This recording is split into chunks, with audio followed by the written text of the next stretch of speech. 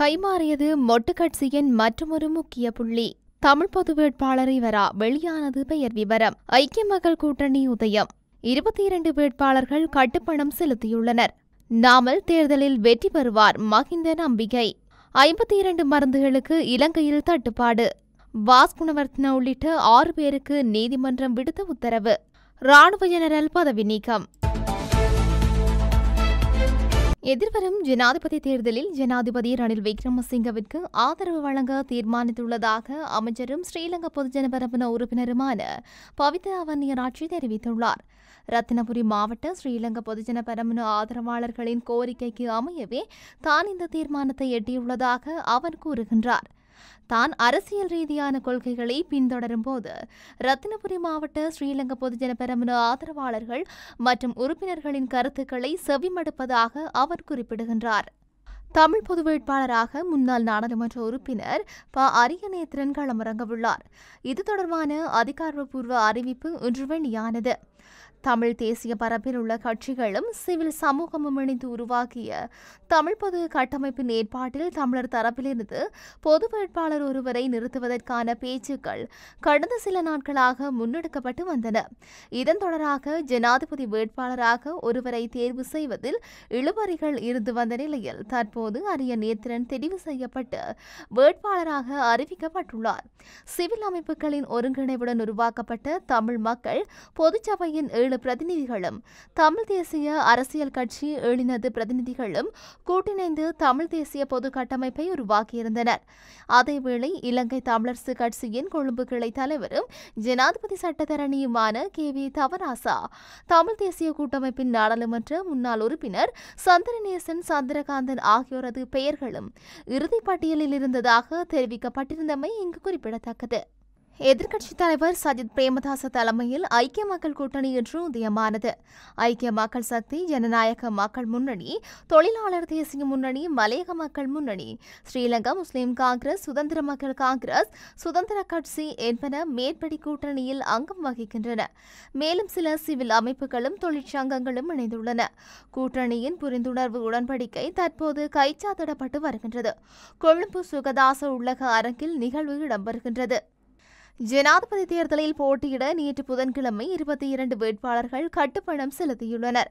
இதற்கமைய அங்கீகரிக்கப்பட்ட அரசியல் கட்சிகள் சார்பில் போட்டியிட 11 வேட்பாளர்களும், வேறு அரசியல் கட்சிகள் சார்பில் போட்டியிட 1 வேட்பாளரும், சுயேட்சையாக போட்டியிட 10 வேட்பாளர்களும் இவ்வாறு கட்டுப்பணம் செலுத்தியுள்ளதாக தேர்தல்கள் ஆணைக்குழு அறிவித்துள்ளது.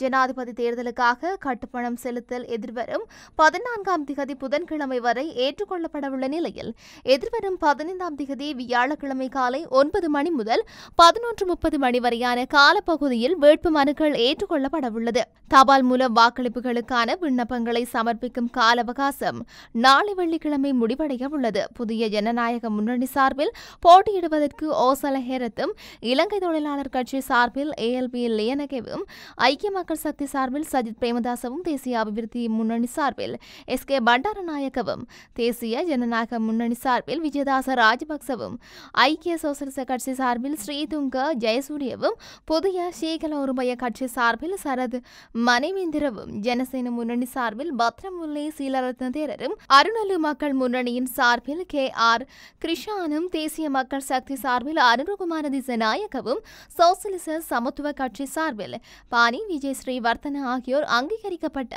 அரசியல் கட்சிகள் என்ற ரீதியில் கட்டுப்பணம் செலுத்தியுள்ளனர். அதேவேளை அங்கீகரிக்கப்படாத அரசியல் கட்சி என்ற பிரிவில் ருஹினு மக்கள் முன்னணி சார்பில் அஜந்த சொய்ட கட்டுப்பணம் செலுத்தியுள்ளார். மேலும் சுயேட்சையாக போட்டியிடும் வேட்பாளராக ரணில் விக்ரமசிங்க, சரத் கீர்த்தி, ஆனந்த குலரத்ன, அக்மீன தயாரத்ன தேரர், ஸ்ரீபாலா அமர்சிங்க, சரத் பொன்சேகா, ஆண்டனி விக்டர் பெரேரா, மனகே பேமஸ்ரீ ஆகியோர் கட்டுப்பணம் செலுத்தியுள்ளனர்.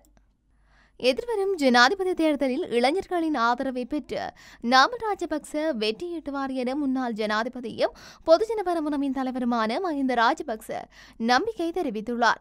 செய்தியாளர்களிடம் பேசிய போதே அவர் இதனை தெரிவித்துள்ளார். தேசத்தின் இளைஞர்களுக்கு வழிகாட்டுவதற்கும் அவர்களுக்கு உதவுவதற்கும் ஒரு இளம் தலைவர் தேவை என்றும், அறக்கலைய செயற்பாட்டாளர்களின் வேண்டுகோளுக்கு செவிசாய்த்து தான் இளம் தலைவர் நாமல் ராஜபக்சவை ஜனாதிபதி வேட்பாளராக நிறுத்தியுள்ளதாக தெரிவித்துள்ளார். மேலும் ஸ்ரீலங்கா பொதுஜன பெரமுன கட்சியை விட்டு வெளியேறிய சில உறுப்பினர்கள் மீண்டும் நாமல் ராஜபக்சவுக்கு ஆதரவு அளிப்பார்கள் எனவும் அவரை கட்சியில் இணைத்து தேர்தல் பிரச்சாரத்தில் ஈடுபடுமாறு ஸ்ரீலங்கா பொதுஜன பெரமுன அழைப்பு விடுப்பதாகவும் தெரிவித்துள்ளார். அரசாங்க வைத்தியசாலைகளில் 52 மருந்துகளுக்கு தட்டுப்பாடு நிலவுவதாக சுகாதார அமைச்சர் டாக்டர் ரமேஷ் பத்திரன இன்று பாராளுமன்றத்தில் தெரிவித்துள்ளார். மருந்துகள் ஆர்டர் செய்யப்பட்டு வருவதாகவும் தட்டுப்பாடு நிலவும் மருந்துகளுக்கு மாற்று மருந்துகள் இருப்பதாகவும் அவர் கூறினார்.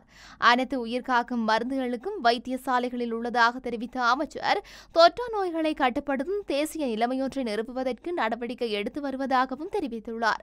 சுகாதாரத்துறை தொடர்பான 9 சட்டமூலங்கள் எதிர்காலத்தில் முன்வைக்கப்படும் என மருத்துவ திருத்த சட்டம் மூலம் மீதான 2ஆம் வாசிப்பு விவாதத்தின் போதே அமைச்சர் இதனை தெரிவித்திருந்தார். பம்பலப்பிட்டி பிரதேசத்தில் வசித்து வந்த கோடீஸ்வர வர்த்தகரான மொஹமட் ஷியாம் என்பவரை 2013ஆம் ஆண்டு கடத்தி சென்று கொலை செய்த குற்றச்சாட்டில் மரண தண்டனை விதிக்கப்பட்டிருந்த முன்னாள் பிரதி போலீஸ் மா அதிபர் வாஸ் குணவர்தன மற்றும் அவரது மகன் ரவீந்திர குணவர்தன ஆகியோருக்கு மரண தண்டனை உறுதி செய்யப்பட்டுள்ளது. வாஸ் குணவர்தன மற்றும் ஏனைய பிரதிவாதிகள் தம்மை அந்த தண்டனைகளிலிருந்து விடுவிக்குமாறு கோரி தாக்கல் செய்யப்பட்ட மேன்முறையீட்டு மனுக்களை உயர்நீதிமன்றம் நிராகரித்துள்ளதுடன் இன்று இந்த தீர்ப்பை அறிவித்துள்ளது. இந்த தீர்ப்பை நீண்ட விசாரணைக்கு பின்னர் உயர் நீதிமன்றம் வழங்கியுள்ளது. இந்த நிலையில் மரண தண்டனை விதிக்கப்பட்ட குற்றவாளிகளில் ஒரு உப போலீஸ் அதிகாரி மற்றும் 3 போலீஸ் கான்ஸ்டபிள்களும் உள்ளடங்குவர்.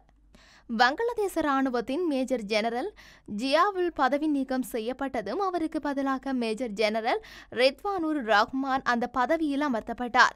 வங்களாதேசத்தில் பிரதமர் ஷேக் ஹசீனா தலைமையிலான அவாமி லீக் அரசு ஆட்சி செய்து வந்த நிலையில் அரசு வேலைகளில் 30% இடஒதுக்கீடு விவகாரம் வன்முறையாக வெடித்தது. இதனை எதிர்த்து மாணவர்கள் உள்ளிட்டோர் போராட்டத்தில் ஈடுபட்டனர். இதில் கடந்த ஜூலை 300 பேர் பலியானார்கள். இந்த நிலையில் கடந்த 5ஆம் திகதி போராட்டம் தீவிரமடைந்ததில் ஹசீனா பதவி விலக கோரி ஆர்ப்பாட்டத்தில் ஈடுபட்டவர்கள் கோஷமிட்டனர். இதில் 100க்கும் மேற்பட்ட போராட்டக்காரர்கள் உயிரிழந்தனர், பலர் காயமடைந்தனர். இந்த வன்முறையை தொடர்ந்து பிரதமர் ஷேக் ஹசீனா பதவி விலகினார். எனினும் நாடாளுமன்றம் மற்றும் பிரதமர் இல்லம் போராட்டக்காரர்களால் சூறையாடப்பட்டது. ஹசீனா சகோதரியுடன் நாட்டிலிருந்து தப்பிச் சென்றார். அவர் இந்தியாவில் தஞ்சமடைந்துள்ளார் என்பதும் குறிப்பிடத்தக்கது.